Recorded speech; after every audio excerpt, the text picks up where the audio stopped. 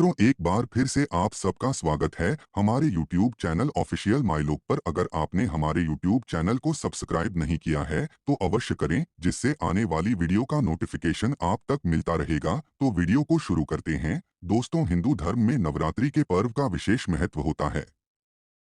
चैत्र माह के शुक्ल पक्ष की प्रतिपदा तिथि से चैत्र नवरात्रि शुरू हो जाती है। नवरात्रि पर देवी दुर्गा का 9 अलग अलग स्वरूपों की विधि विधान के साथ पूजा अर्चना की जाती है। नवरात्रि के 9 दिनों तक लोग उपवास रखते हैं।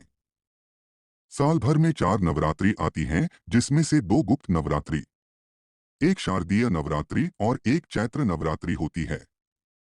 आइए जानते हैं इस साल कब से चैत्र नवरात्रि शुरू हो रही है, कलश स्थापना का मुहूर्त क्या होगा और महत्व के बारे में। चैत्र नवरात्रि 2024 कब से होगी शुरू? हिंदू पंचांग के अनुसार चैत्र माह के शुक्ल पक्ष की प्रतिपदा तिथि 8 अप्रैल की रात को 11:50 से शुरू हो जाएगी, जिसका समापन 9 अप्रैल को रात 08:30 होगा।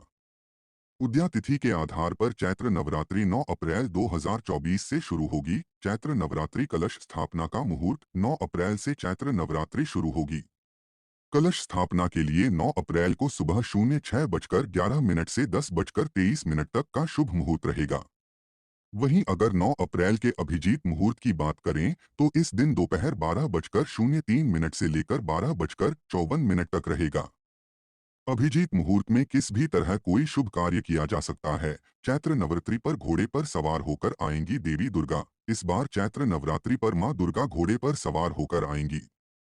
मंगलवार को चैत्र नवरात्रि शुरू होने के कारण मां का वाहन घोड़ा होगा। माता का वाहन नवरात्रि के आरंभ होने वार से तय होता है। नवरात्रि पर देवी पूजन और 9 दिन के व्रत का बहुत महत्व है।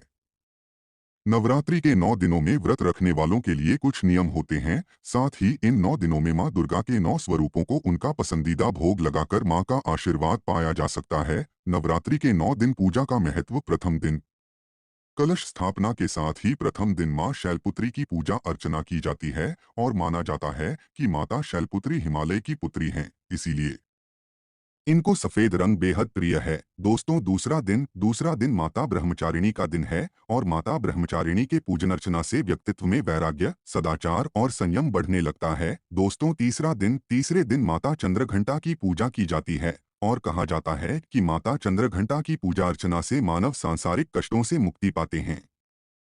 चौथा दिन नवरात्र के चौथे दिन मां कूष्मांडा की पूजा अर्चना की जाती है और माता को मालपुए का भोग लगाया जाता है। दोस्तों, पांचवें दिन दुर्गा जी के पंचम स्वरूप माता स्कंद माता की पूजा की जाती है और माता को केले का भोग चढ़ाया जाता है। छठा दिन नवरात्रि के छठें दिन देवी के षष्ठम रूप माता कात्यायनी की पूजा अर्चना की जाती है।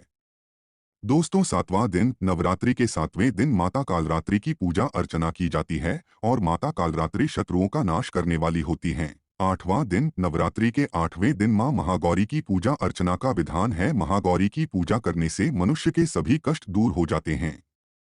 घर में सुख समृद्धि आने लगती है। दोस्तों, नवरात्रि का 9वां दिन माता सिद्धिदात्री का है। मान्यता है इस दिन भक्तों की सभी मनोकामना पूर्ण होती हैं।